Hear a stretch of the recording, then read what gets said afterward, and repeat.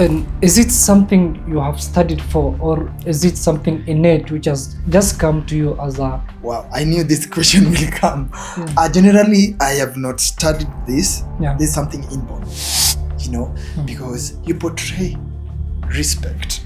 You portray, there's an aura that comes with that. People want to relate with you. Like, look at this guy. This guy just looks good, Yeah. He knows his thing. He knows where he's going. Yes. Yeah, so it's very important. It's very important. How is merit concerned with how you dress? What if you dress so funny and then you deliver on your promises, you deliver on your agendas? I'm a bit political. Yeah, it's true. That's actually my mantra, that you be addressed on how you dress. Okay? So if you dress well, no one will shun away from you. People will want to relate with you. Well, ujai tuangusha. You know exactly.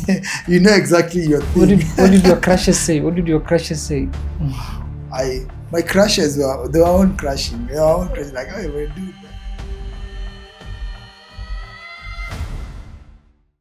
Hello everyone, welcome to episode 5 of Sango Insight. Now today we have none other than Don Caster, the CEO of Don's Image and Brand Management. Welcome to Sango Insight, Mr. Don. Thank you for having me. And the audience of Sango Insights wants to know, who is Don Caster? All right. Thank you so much for the opportunity again. Yes, Don Caster. Don Caster is a brand and public perception consultant or strategist. This is whereby I am dealing with what the public is viewing from a person perspective or from a brand perspective. So that is to say, your image must complement what you're doing in terms of dressing, in terms of how you talk, in terms of how you choose your words, in terms of how you relate with people. Yeah, that's my area. And is it something you have studied for, or is it something innate which has just come to you as a... Wow, I knew this question will come. Generally, I have not studied this. Yeah. This is something inborn. As I was growing up, Yeah. At a certain age, in my teenager era, that is what I discovered in me, that I know how to dress, I know how to accentuate outfits, and I will tell if someone looks good or if someone, it's not, the dressing is not well in order. So it's not something that I studied. Before even I branched out maybe to focus on my studies, on my career. It was something that was in me. So I just brought it out and incorporate it with what I do. Yes. You have just mentioned when you were answering the question, Yes. where I was growing up. Yes. Where did you grow up? I grew up in Nairobi.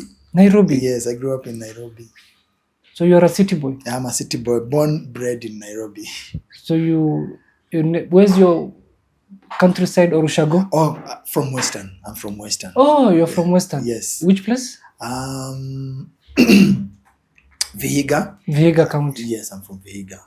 Where did you study in terms of your primary education, your secondary education? Did you went to university? Primary education, I studied in of course I studied in Nairobi. Yes. That's where I did my primary level. Then when it comes to high school, now I went outside Nairobi. I studied in Machakos. In Machakos. Which secondary school in Machakos? Kinyui High School. Kinyui High School. Yes, yeah. So why image branding? Why did you become an image consultant? You could become other things. You could become a fashionist. Good. Yeah. Now let me give you my journey.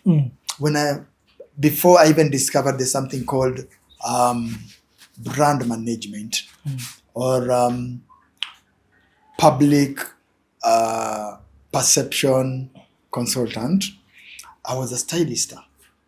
A stylist is whereby I can tell what to dress, that further according to you, because you're in the entertainment scene, dress this way, don't be too much colorful, don't be too much flashy, consider this, consider that. So when time goes by, now that is when I discovered that, okay, being a stylist, and you lack, it's just that was just the basic, but now you lack the broader, the broader knowledge, the broader insights, about now body structure, complexion, things to do with that. So that is one I discovered that, okay, oh, so there's something called brand brand management or brand consultancy.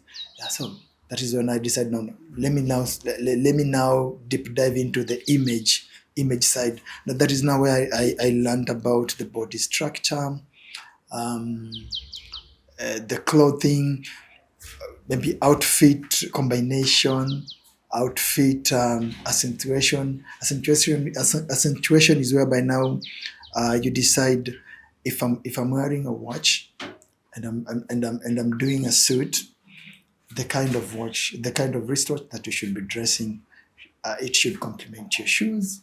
It should complement your suit also, the color of your belt, and so on and so forth. The socks color and everything, the shirt, the tie.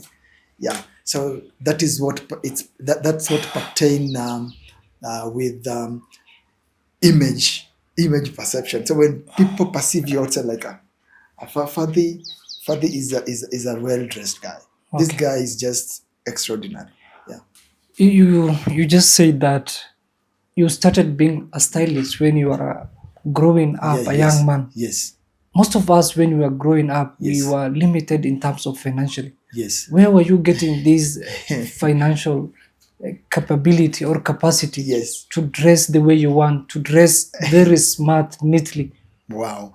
Are you in a humble background, or were you a cool Of kid course, back then? of course, I came from a humble background. Yes. When I talk about image, Mm. and maybe grooming, it doesn't really mean that you have to look expensive. Oh, It's, yeah, what to consider. you can look expensive and at the same time ugly. Yes, very true. So it depends with how you dress, what exactly you're looking at. My main thing was Kikomba. That is Oh. Kikomba. That is where I used to get my second-hand clothes, and I'm like, okay, this one, if I do it this way, it will look this way, and it will bring out the expensiveness from me. So people will think like, this guy has money, this guy, is coming from a certain family that he never lacks or something. Whatever the kind of clothes you want to dress, you just get it. But that's a lie. It's a lie from the pit of hell, if I would say so. So dressing basically, or grooming, it doesn't mean that you have to be expensive.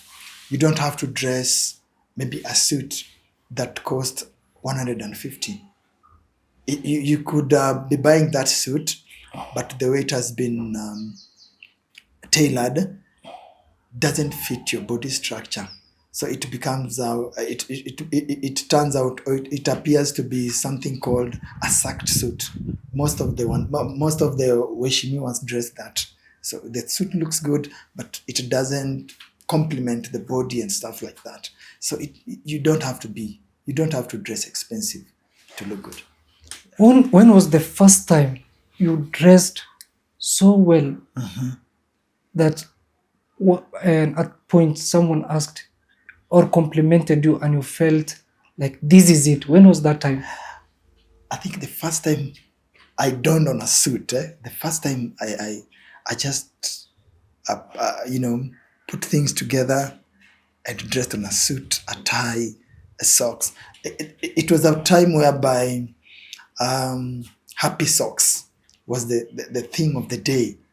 So I knew how to to put things together, how to combine my socks, how my socks should complement my trouser or my pants, all the way up to the blazer, to the tie, to the shirt. So people like, wow. Actually, it was It was a navy blue suit. Navy blue. I love navy blue color. So I did navy blue with a maroon shirt and a tie like yours. But now it was it was a navy blue in color and then complemented with the maroon, the stripe. Yeah. Yeah. So I'm like, wow, don't you look good? Yeah. How did you put this all together? But like some are like, we are used to you. Well, hujaituangusha. We know, you know exactly, you know exactly your thing. What did your crushes say? What did your crushes say? They were all crashing. Like, oh, we're dude. Among all the people that we know, among all the men that we know, you're standing out. I don't know what exactly you do, but you stand out. People used to mistake me from an image consultant to a public lawyer, you know, or someone in the corporate world. Yes, because dude, I used to dress well.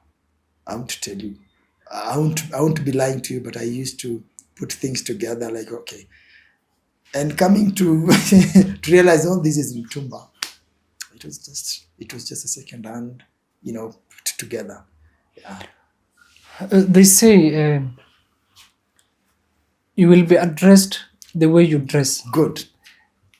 Why do you think it is important for an individual, whether a male or female, Yes. to dress so well, so unique, so beautiful, or handsomely? What is the importance of someone dressing so well? Good. Now that one defines a public perception. Yeah. I can use it. I can use myself as an example. Whenever I dressed well, Yeah. and I walk through where people are being frisked in the security check, or at the security check, what I will get, the compliment, mkubwa, unaenda pande gani? If maybe I don't know, if maybe I don't know where exactly I'm going, I'll be even given direction, you know, because you portray respect. You portray, there's an aura that comes with that. People want to relate with you. That, okay, this guy, this guy just looks good, you know. Yeah. He knows his thing. He knows where he's going. Yes. Yeah, so it's very important. It's very important. That's why, that's actually my mantra, that you'll be addressed on how you dress. Okay? So if you dress well, no one will shun away from you. People will want to relate with you. But if you dress just in a casual way, but that doesn't look good, you're just rusty and stuff. Yeah. You're like, okay, oh, is it just a jambazi, or this is some kind of people that even don't even understand themselves, you know. Yeah. At some point back, maybe 2 years or 1 year ago, the former deputy president, Mr. Rigathi Gachagua, was being criticized, trolled, because how he wears his suit and how his outfit is. Yes. Why do you think it is important for a public figure Yes. to dress so well and to appeal to his maybe citizens or to his Yes, the surrounding and stuff. Yeah, surroundings. It's very important because number one, it tells me the kind of a person you are. Myself, I was like, if I was been given that opportunity to dress this gentleman, I would make sure that he wears something that really complements his body, you know, and everything. That when people tries to, maybe people want to interact with him, it becomes easier. You know, as a public figure, you become an influencer. You influence people. Okay, you also become a role model. Yes. How will people follow you if you're dressing, you know, looks shabby and shoddy? Yeah. You know, and then you call yourself a DP. So people are like, this guy's a joke. He's just in that. He's just in that office. Yeah. Out of favorism, but not merit. You know, but when you appear in a way, before even you utter a word, people be How is like, merit concerned with how you dress? What if you dress so funny and then you deliver on your promises, you deliver on your agendas? I'm a bit political. it's true. Like for me, you see, Yeah. at my standing point, Yeah. people would have expected this conversation. I'm done in a suit, I just have to be. It depends. Okay, I think for me, it's for the experience and for the years I've been in this industry. Yeah. So sometimes dressing doesn't matter so much, but after people have really interacted, related with what you're doing. Yeah. So whatever you dress, they won't judge you with how you dress. You don't like, okay, leo ameamua tu ku dress down. We know him. This is not how he looks like. This is not how he dresses. Yeah. So when you just appear from nowhere, people will have to judge you. People will have to judge you because let me tell you, there's an anatomy that I always look at. That whenever you dress. On a suit that looks so good, very neat, very silk, very sleek, and you've not even said a word to anyone, you've not even spoken to anyone, people will respect you. What will turn them down from you is when you start speaking, because you've dressed on a suit, yes, but now the way you present yourself in terms of talking, it's not matching what you're dressing. And so it's very So you're important. also saying your speaking skills, your conversational Yes. abilities Yes. also do matter besides you wearing. Absolutely. Yeah. Absolutely. Yes. Very important. Mr. Don Yes. Caster, Yes. you also mentioned something to do with brand management. Can you elaborate? Can you enlighten us about brand management and how do you do that? Yes, brand management. Yeah. Basically is like managing now everything. Yes. People see you dressed. They always see that you dress in a good way. Yeah. You're always sharp. Yeah. But now there's only one thing they will judge you from. Maybe you uttered something that didn't sit well with them. Maybe it was negatively, maybe it was an incitement, an insult, or like, "I Fati." Yes. And then this guy. I know these are things that you've come across. This guy was meek. This guy was gentle. This guy was docile. Exactly. How has he become so violent, Very so true. arrogant, Very true. so nefarious? Yes. So now when it comes to brand management, those are the kind of things I'm looking at. Like, this is how you portrayed yourself in the public. Remain this. So make sure you don't do this, you don't do that. If you're on the social media, because my strength so much is on the social media and digital marketing, whereby your Facebook or your social media handles or account, for example, should speak the same way people see you in public. They shouldn't be amiss. They shouldn't be parallel. Like, you in public, you're this person, but when it comes to the online presence, you're something different. They should go hand in hand. So that is where I come in, make sure that the words that you put out, that you want them to go viral or you want them to go online, they should be very much looked at, so that people wouldn't see that you've deviated, or you're compromising yourself, or you're portraying something different from what they are seeing. Okay, so those are the kind of because I studied reputation management. So reputation management is whereby, for example, maybe in an organization, okay, when there's a crisis, you know how to manage the crisis. Number one, you become accountable. Okay, that okay, we've accepted that we did this. I've accepted that this has happened. It wasn't on our watch, but we are taking full responsibility, and we'll make sure ABCD will be taken care of. Yeah, so that's very important when it comes to brand management. And you mentioned something to do with reputation. Management, yes. Yeah, reputation management. Yes. How do you come up, or how do you redo? Let's say, for example, you have damaged your reputation. How do you help someone who was a public figure, and then it happens he damaged his So yeah. reputation? Yes. How do you help him overcome that? And stay afloat. Yeah. Yes. Number one, Yeah. he has to make sure that he has accepted and take full responsibility Yes. of whatever he did. Yeah. You know, that one is assuring the public that you are aware of what you did. Two, you're gaining your trust. You know, and they'll say like, okay, as much as we see this guy this way, people make mistake, and the good thing, he has accepted. All right, and now we are able to do what? To trust him again. You know, to show him compassion and maybe support him. Like, okay, so next time you should be very careful.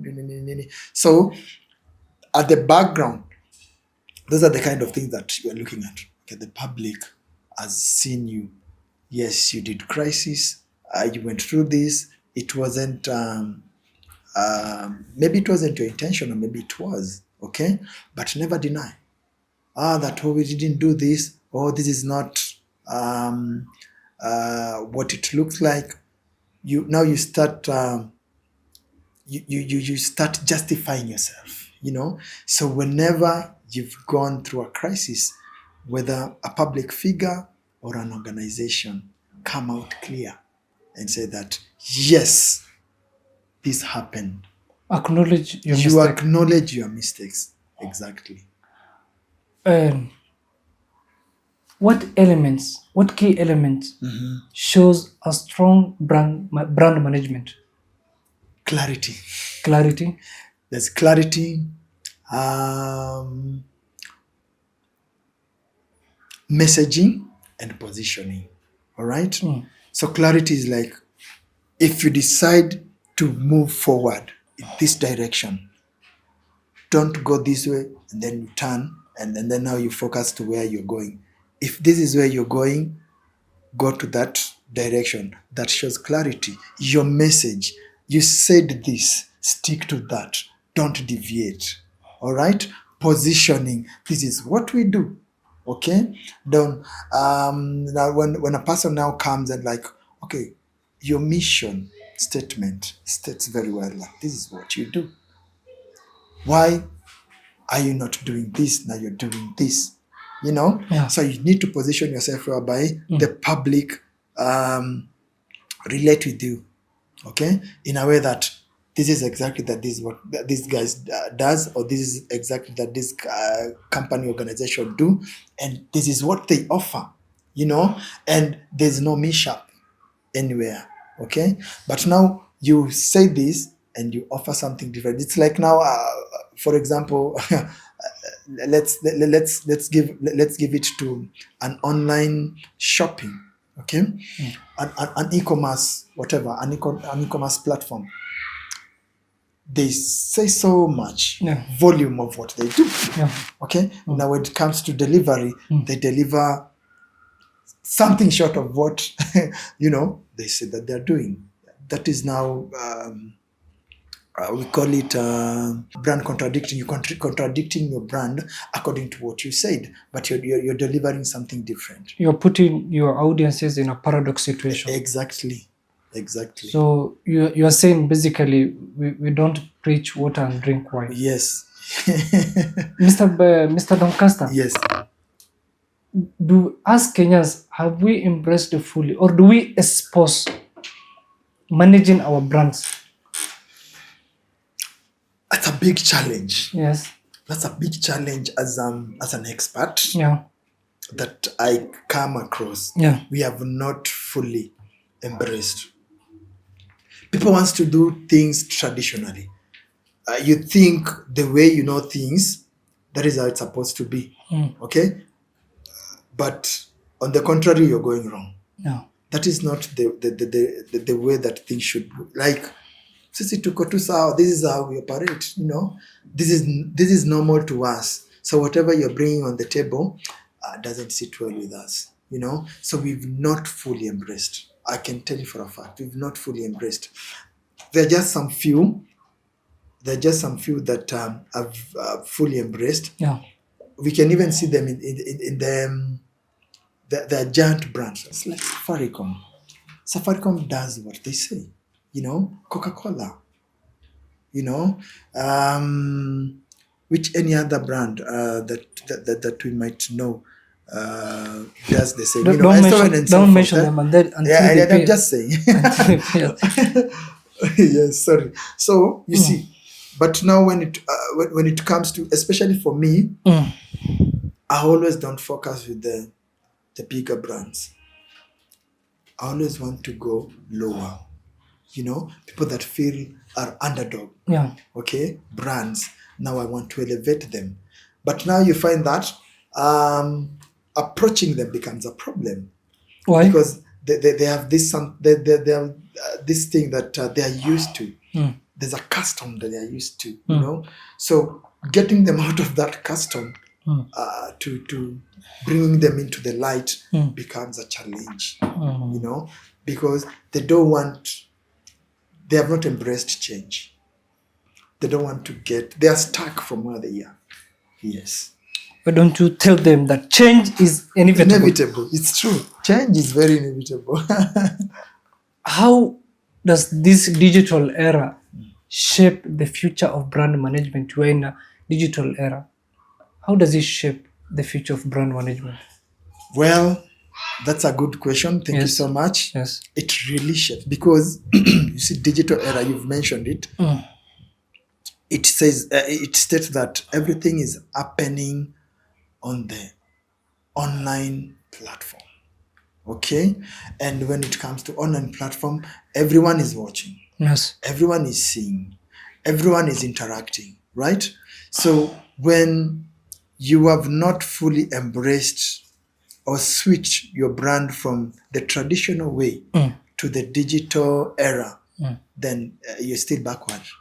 And that is where now something in the brand terminology, we call it identity Crisis. No, not identity crisis. Yes, of course, identity crisis becomes a thing because people are not, you don't have an identity. So people don't identify you, okay? Then you lack visibility, right? Those two things, when they are put together, then you will have visibility and people will identify. People will identify that Sango Insight, this is what they do, They're in this kind of field. This is what they offer and what have you, So you're visible and you're identified. The public actually identify what you're doing, okay? But let's say that Sango just decide that where we are is where we remain. When someone mentioned about Sango Insights, you're like, what's that? Who are those? What are you telling us? So there's so much question marks because people don't know you. People don't know what you do. You lack visibility. There's no, you don't have even an online presence. So digital era works or become very pivotal in terms of brand management at this time. Very, very important. Yes. Mr. Don, Yes. how do we stay updated on these constantly, rapidly changing fashion trends? Wow. That's a very hard nut to crack. Yeah. For me, I don't do fashion because fashion is a trend. It comes And goes. and goes. It's blown away. Yes. So you remain in the middle, confused, like what's next? What's coming next? Okay? Or you stuck with what was there before and you go wrong. So you don't need to go with the trend. What you can just do, you depict from what you think is important. Like, okay, if I take this and put it here, this one will remain. Okay? They say fashion fades. Okay? but looks remain. Okay, so and style is endless. So you put fashion aside, Yes. then you focus on your looks and your style.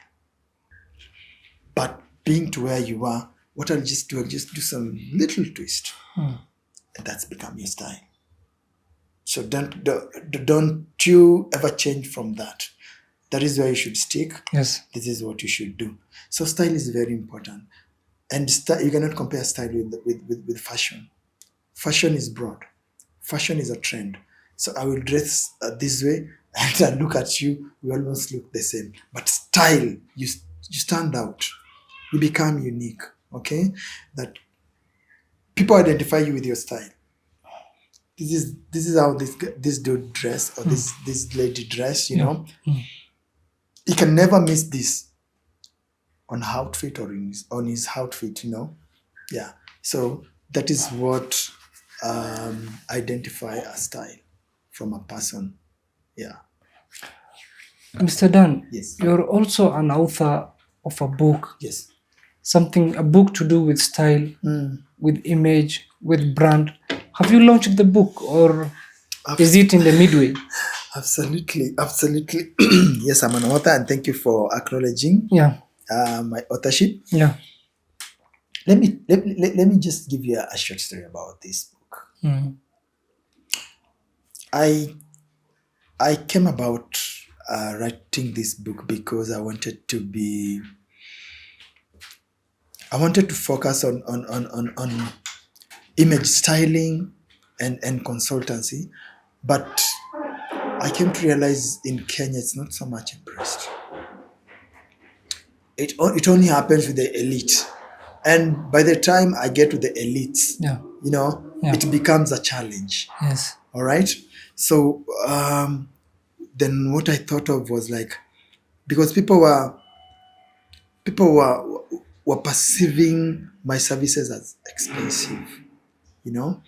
They cannot afford, and so that becomes a problem. It became a problem, continuing with my whatever, my image consultancy. So I decided to write this book. Like, okay, if you don't want my services, the best way and the best thing I could do is just to write a book. To write this book so that you can learn from what I do. And from there, after learning, that is now you will get to a point like, okay, I can incorporate Don now. I need some wardrobe makeover. I need some things to do with body structure, because I don't know how my body structure look like, and I don't know exactly what looks good on me. So now that is the time that I'll do what I look for Don. That's how I decided to write the book. Have you launched the book? No, the book I've not launched it. When are you launching it? Sooner than later. Yes. Yeah, sooner than later, people will have a feel. You know, in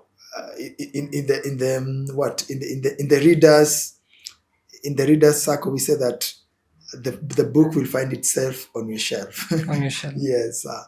So sooner than later. Can you share with us the title of the book? The title of the book is called Measure It to Fit. Measure It to Fit basically came from what I saw is that many people dress on clothes Yeah. that are not fitting their body, that are not looking very nice whenever they dress. Of course, it's a good outfit. But to another person, it will look even much more better than the person that is dressing it. The reason because you have not considered some things, that is in terms of your body structure, your fitting size, or your measurements. All right. Yeah. So that is where the title came from. Measure it to fit. That before you dress, just measure it. Okay. you make sure that every aspect of your body fits in whatever that you're dressing. Yeah. Let me say someone approaches you. Yes. I approach you personally. Yes. And by the way, this man is the man who dresses me. If you see me now Yeah. in a nice suit, it's because of Don Casta, Don Jazzy. There you go. Let me ask you. Yes. And if I want you to dress me Yes. and to be the person who is after my looks, Yes. I become your personal dresser. A personal dresser. Yes.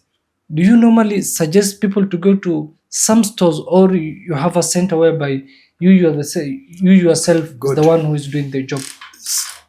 That's a very good observation. Yeah. So when you decide that you want Don to become your personal dresser, we sit down, we talk, and then I'll be like, okay,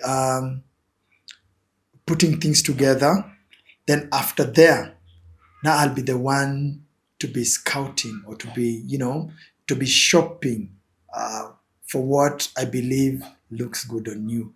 Or rather, I can do what? I can refer you to a place like this is the place that you can get some nice stuff for yourself.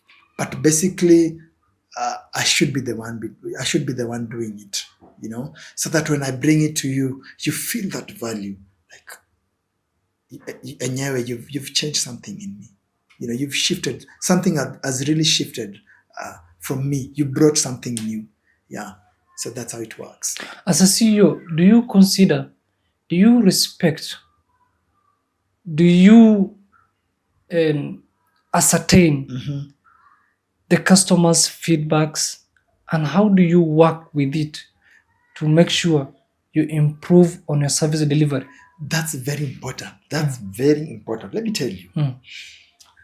Customer satisfaction and customer dissatisfaction, it's very important. It's like a criticism. It's like a pinch on a skin. Definitely you will feel pain, and you'll be like, next time I wouldn't allow someone to pinch me again. I'll do better. Okay, so feedbacks are very important. That's how I take them. It becomes a pinch on my skin. So next time I'll make sure that person will not pinch me. Whatever I was to do for him to avoid the pinching, that is exactly what I will do from the feedback. Basically, that means that I take feedback positively, and I do better next time I serve a client. Yes. How do you deal with clients or customers who struggle with confidence? A lot of people struggle with confidence. Very true. And in life, confidence is key. It's very key. Very key. If you don't have confidence, then it means... Number one, Yeah. what I do before we even start working, I make sure that we relate. I make sure that we're on the same level. Okay? So that you don't feel off. You don't feel like it's too much for you to bear. So after that, little by little, now we'll start gaining confidence. Because we're in the same... We're in the same circle or in the same place, you see. And the way I talk to you, I relate in a way that I understand you better. Okay? Then from there, now you're like, hey, if this dude can understand me and other people, I felt misunderstood because of lack of my confidence, then after building that rapport, you become very easy. And you start learning things, and then steps by steps of how to gain confidence. So confidence is very key. And I also teach people, how to become confident. How many types of suit do we have? Because I was seeing bespoke, I was seeing tuxedo. How many types of suits do we have, according to you? According to me, I would say there are four or five types of suits. Number one, Yes. there's formal. Formal there's business, business, there's occasional suit or occasional. events, all right, and casual suits. Yeah, those are almost 5. So formal is those are the type of suits that only corporates, people that are in the corporate space, wear them to go for work. People that are in the entrepreneur space, Yeah. they do business, okay, they correlate. But now when it comes to corporate, there's a tradition, all right, there's a tradition of maybe the color suit, the texture, yeah. So it's like you're limited on you're limited on doing some things. You have to stay focused. So now when it comes to business suit, that is now where you go all out. You can do any color, but not a flashy color. Flashy like what? It's an attention grabbing. Like people are not looking the person that I've dressed on the suit, but people are looking at this color of suit. It's too flashy, It's too shouting. too shouting, exactly. So those are the kind of things that you should be looking at when you're maybe wearing business suit. Even though you are not limited Yeah. in what to dress compared to that of corporate. Like banks, there are certain colors that you cannot wear for a suit when you're working in the banking sector. If it is black, Can you mention them? if it is black, you remain with black. So basically, in the corporate space, the color suits that are really common, it's either black, navy blue, and a shade of gray. Not a gray that also shouts, but a gray that's a bit cool, yeah. And what have you? You cannot be working on a banking sector and maybe you're dressing a brown suit. It's not allowed. Why? Why is it not allowed? I don't know. I don't know. It's maybe because of the color that people want to see, the color that maybe and is it enticing? it's common. It's common. Is it enticing people to come and rob the bank? Not really, not really. But I think I know you've also come across any bank that you go, you will never see a different color of suit if it is not navy blue, black, all right, or gray.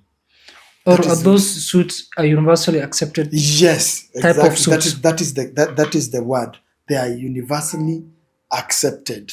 Don. Yes. Don Custer. Yes. The CEO of Don's Image and Brand Management. Yes.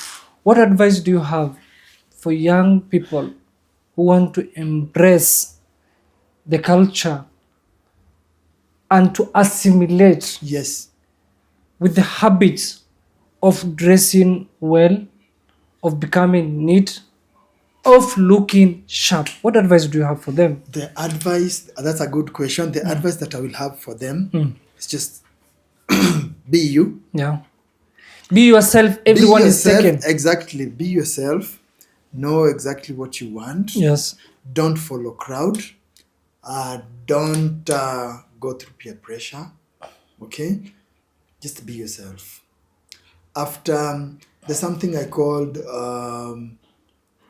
self-identity and self-realization. Those are very key.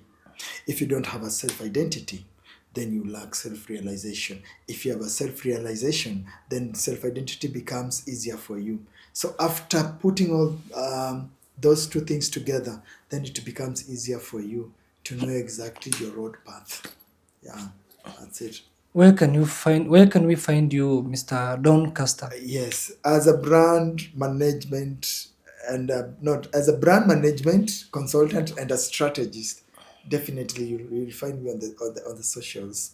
I have my social handles. Yeah. Yes. Can you tell us your Yes. social handles? You can find me on Facebook At as Don Caster Don. Don Casta Don Don. Caster Don. Yes. Instagram, you can find me as Don Falme.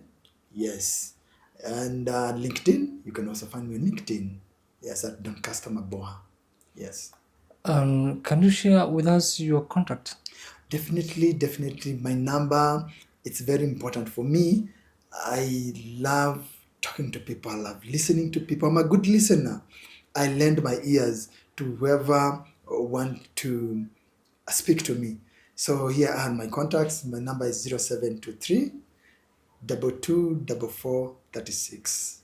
I will repeat 0723 224436.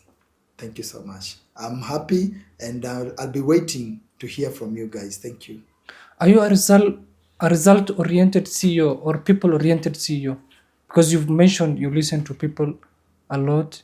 Yes, I'm a people's oriented CEO, not a result. Not a result oriented. Yes. Thank you so much for your time. Yes. Ladies and gentlemen, kindly hit the like button, subscribe to our YouTube channel, and leave us a comment. And if you want to get in touch with Don Caster, we will write or we will address his contacts below. Thank you so much for your time.